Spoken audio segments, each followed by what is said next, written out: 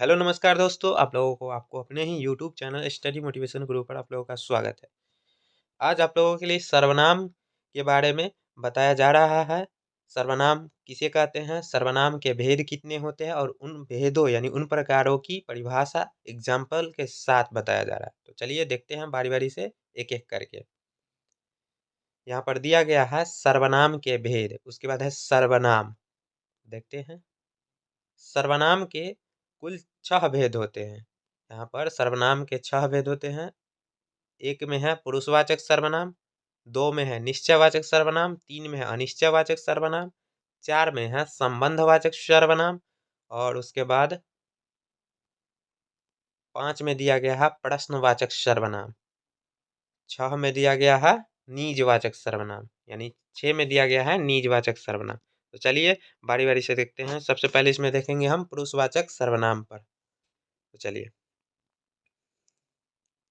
यहाँ पर देख लीजिए सर्वनाम की क्या परिभाषा होगी, उसके बाद ही चलेंगे पुरुषवाचक सर्वनाम पर।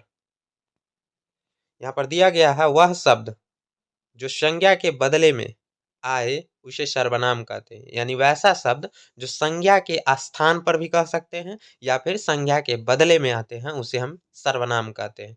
जैसे में यहाँ पर हो जाएगा मैं, तुम, हम, वह, आप, उसका, उसकी आदि।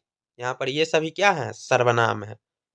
और देखिए हिंदी के मूल सर्वनाम कितने होते हैं, 11 होते हैं। यानी कोई भी पूछे आपसे जो हिंदी में कितने सर्वनाम होते हैं मूल रूप से, तो 11 होते हैं। जैसे मैं, तुम, आप, यह, वह, जो, सो, कौन, क्या, कोई, कुछ, ये सभी क्या है, मूल सर्वनाम के प्रकार हैं। तो चलिए सर्वनाम के भेद आप लोगों को शुरू में ही बता दिया गया था, लेकिन फिर भी आप लोगों को फिर से बता दिया जा रहा है कि सर्वनाम के टोटल 6 भेद होते हैं। यहाँ पर दिया गया है सर्वनाम के 6 भेद होते हैं। तो चलिए इसमें दिया गया है पहला में है क्या, पुरुषवाचक सर्वनाम, दूसरा में निश्चयवाचक, अनिश्चयवाचक, तीसरा संबंधवाचक, प्रश्नवाचक, निजवाचक। तो चलिए बारी-बारी से देखते हैं। सबसे पहले देखेंगे पुरुषवाचक सर्वनाम पर। चलिए देखते हैं यहाँ पर पुरुषवाचक सर्वनाम क्या है, देखते हैं।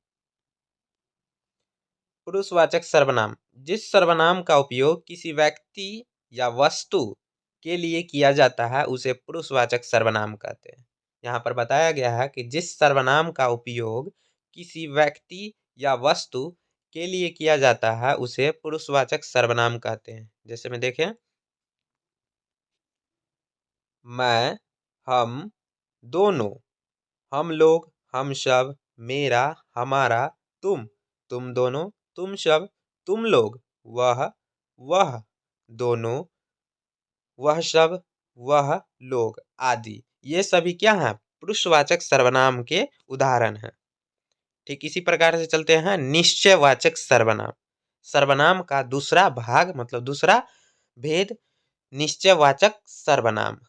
निश्चयवाचक सर्वनाम जिस सर्वनाम का प्रयोग किसी व्यक्ति, वस्तु या भाव के निश्चय का बोध कराने के लिए किया जाता है उसे निश्चयवाचक सर्वनाम कहते हैं। यानी इसको हम इस प्रकार से भी परिभाषित कर सकते हैं, यानी जिस सर्वनाम का प्रयोग किसी निश्चित व्यक्ति या वस्तु के भाव का बोध कराया जाता है उसे हम निश्चयवाचक सर्वनाम कहते हैं। जैसे में देख लेते हैं क्या होगा। जैसे में दिया गया है यह, वह, ये, वे, यानी यह खेल रहा है, तो यहाँ पर यह क्या हो जाएगा, यानी निश्चितता को दर्शा रहा है, तो इसे हम निश्चयवाचक सर्वनाम कहते हैं। ठीक इसी प्रकार से है अनिश्चयवाचक सर्वनाम। अनिश्चयवाचक सर्वनाम। अनिश्चयवाचक सर्वनाम किसको कहते हैं, देख लीजिए। निश्चयवाचक सर्वनाम के विपरीत, यानी जो निश्चयवाचक सर्वनाम रहता है उसका ठीक विपरीत हो जाता है।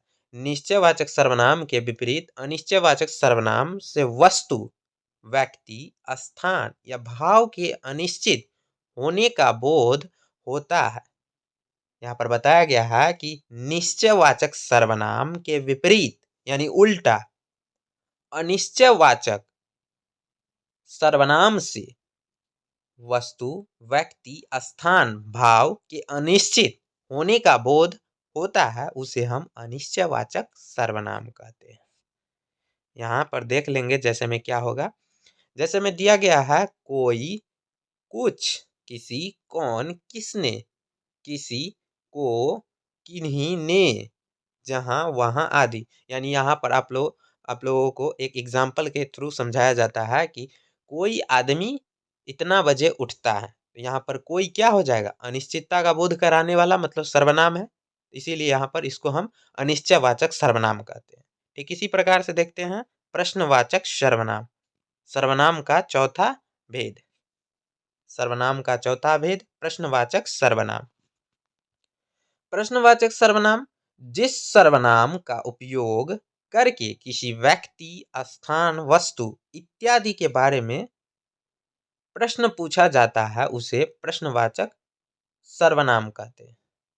जिस सर्वनाम का उपयोग करके किसी व्यक्ति, स्थान, वस्तु इत्यादि के बारे में पूछा जाता है यानी प्रश्न पूछा जाता है उसे प्रश्नवाचक सर्वनाम कहते हैं। यानी यहाँ पर देखा जाए एक एग्जाम्पल दे देते हैं। यहाँ पर एग्जाम्पल है जो तुम क्या कर रहे हो, यहाँ पर क्या क्या हो जाएगा, यहाँ पर प्रश्नवाचक हो जाएगा क्या। चलिए एग्जाम्पल देखते हैं यानी इसका उदाहरण देखते हैं। जैसे में देख लीजिए, यहाँ पर आपको हम बताए थे कि क्या होगा, तो देख लीजिए। जैसे में है कौन, किसका, क्या, किसने, कैसे, कब, क्यों, कहाँ, किसके लिए या किस लिए आदि। ये सभी किस चीज मतलब किस सर्वनाम के उदाहरण है, ये सभी जो है प्रश्नवाचक सर्वनाम के उदाहरण है। ठीक इसी प्रकार से है सर्वनाम के पांचवा भेद, जिसका नाम है संबंधवाचक सर्वनाम। इसका हो जाएगा जिस सर्वनाम से दो वाक्य या किसी संज्ञा से संबंध जोड़ा जाता है उसे संबंधवाचक सर्वनाम कहते हैं। फिर से, जिस सर्वनाम से दो वाक्य या किसी संज्ञा से संबंध जोड़ा जाता है उसे संबंधवाचक सर्वनाम कहते हैं।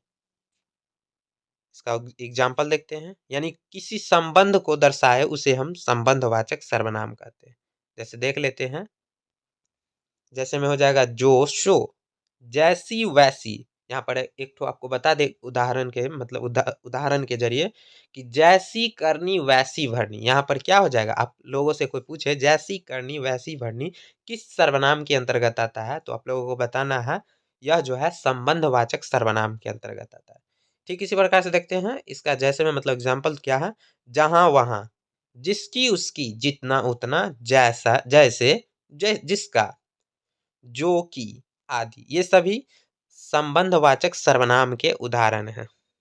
ठीक इसी प्रकार से है निजवाचक सर्वनाम।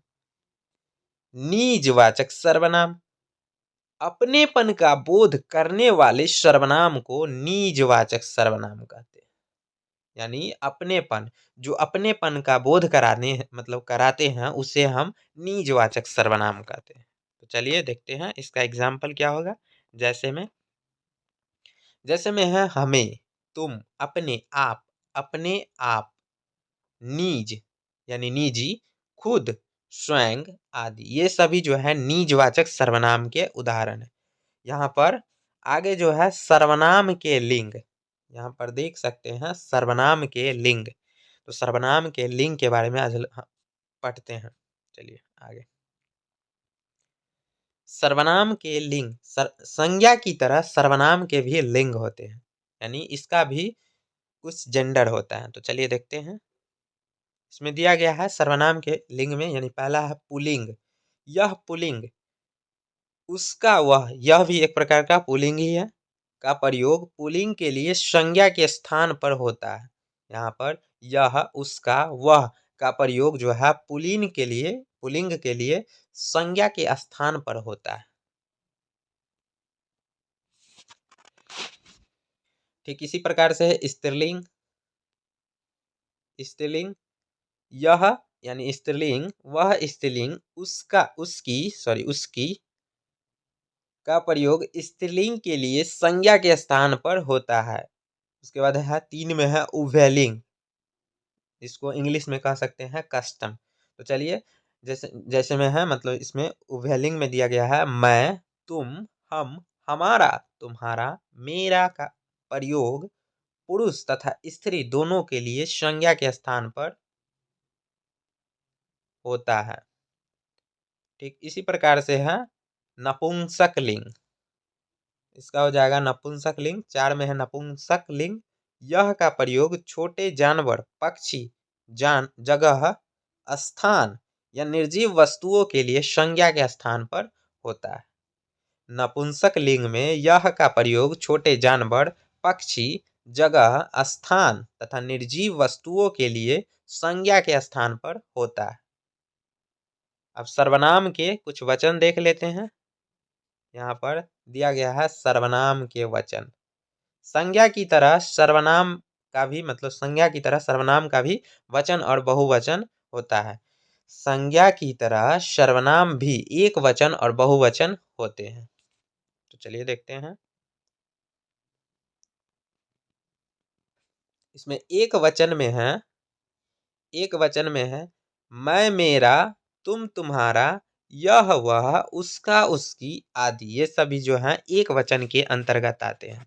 ठीक इसी प्रकार से है बहुवचन, हमारा हम, तुम्हारा तुम, उनका वे सब, वे लोग आदि। ये सभी जो है बहुवचन के अंतर्गत आते हैं। आगे जो है नोट में कुछ दिया गया है। नोट में यहाँ पर देख सकते हैं, नोट में कुछ दिया गया है। तुम का उपयोग एक वचन तथा बहुवचन में एक जैसा ही होता है।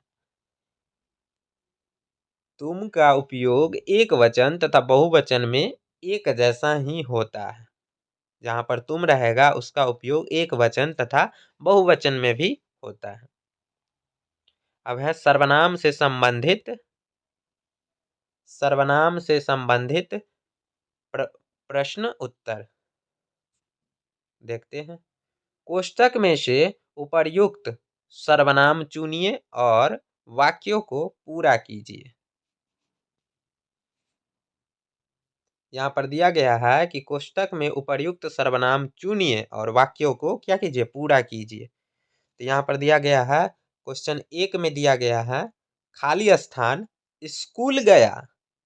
खाली स्थान में क्या भराएगा, इसी में से कुछ भराएगा। आप लोगों को यदि आता है तो आप लोग कमेंट करिए जो खाली स्थान के जगह पर क्या भराएगा। तो इसका उत्तर में देखते हैं क्या है। इसका उत्तर में दिया गया है मैं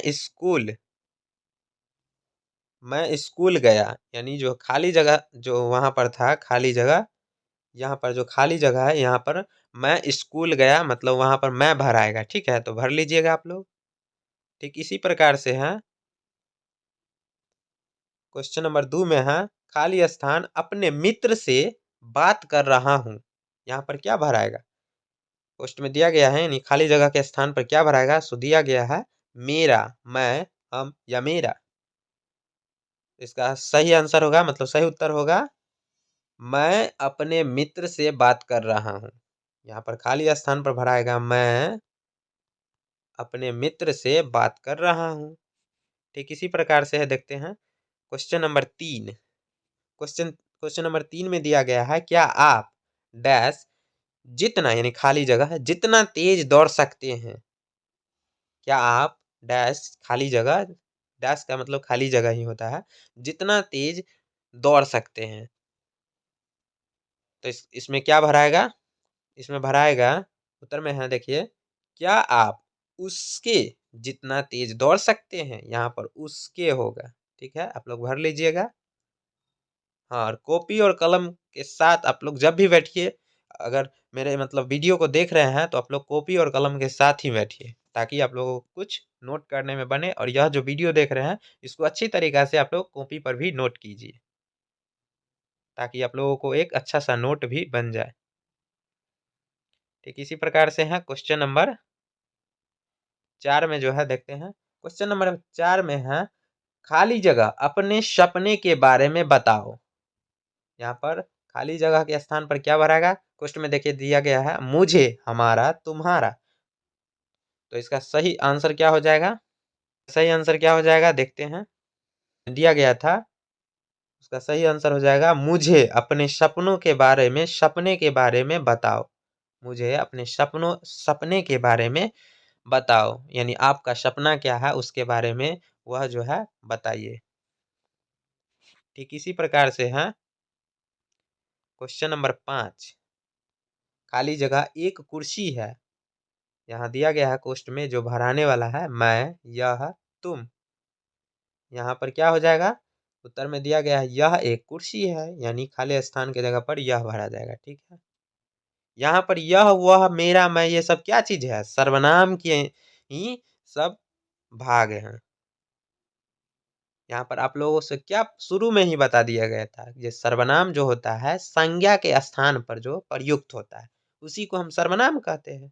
तो वही हो रहा है। उसके बाद वाला जो है सब शब्द जो है संज्ञा है, और उससे जो पहले है सर्वनाम है। ठीक इसी प्रकार से है 6 में, खाली स्थान एक सुंदर लड़की है। खाली स्थान की जगह पर दिया गया है, मतलब क्या भराने वाला है, वह दिया गया है तुम, राम, रीता। उत्तर में हो जाएगा रीता एक सुंदर लड़की है। खाली स्थान की जगह पर रीता भर दीजिएगा आप लोग। 7 में दिया गया है यह गाड़ी, खाली स्थान है, तो दिया गया है मेरी, रीता, राम। तो इसका सही मतलब आंसर क्या हो जाएगा? उत्तर में दिया गया है यह गाड़ी मेरी है, खाली स्थान की जगह पर मेरी भर दीजिएगा आप लोग। ठीक इसी प्रकार से 8 में दिया गया है दरवाजे पर खाली स्थान है। भरने वाला जगह जो है मैं, हमारा, कौन, यानी खाली स्थान में क्या भराएगा? तो इसका सही उत्तर हो जाएगा दरवाजे पर कौन है, यानी कौन खाली स्थान के जगह पर भराएगा। ठीक है, भर लीजिएगा आप लोग। यहाँ दिया गया है निम्नलिखित दिए गए सर्वनाम का बहुवचन रूप लिखिए। इसमें दिया गया है, आप लोगों से ऊपर ही बता दिया गया था, यहाँ पर देख सकते हैं, जो निम्नलिखित दिए गए सर्वनाम का बहुवचन रूप लिखे। तो लिखते हैं उसका रूप क्या होगा। यानी सर्वनाम का बहुवचन रूप क्या हो जाएगा? मैं का बहुवचन हो जाएगा हम, वह का हो जाएगा वे,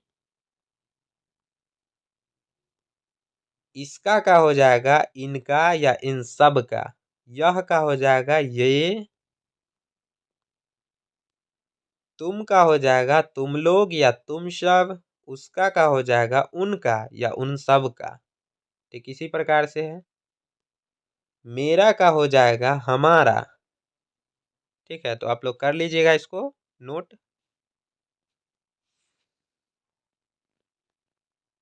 अब जो दिया गया है 3 में, निम्नलिखित दिए गए संज्ञा के लिए कौन सा सर्वनाम प्रयोग किया जाएगा? वाक्य द्वारा क्या कहता है बताने के लिए आप लोगों को कहता है।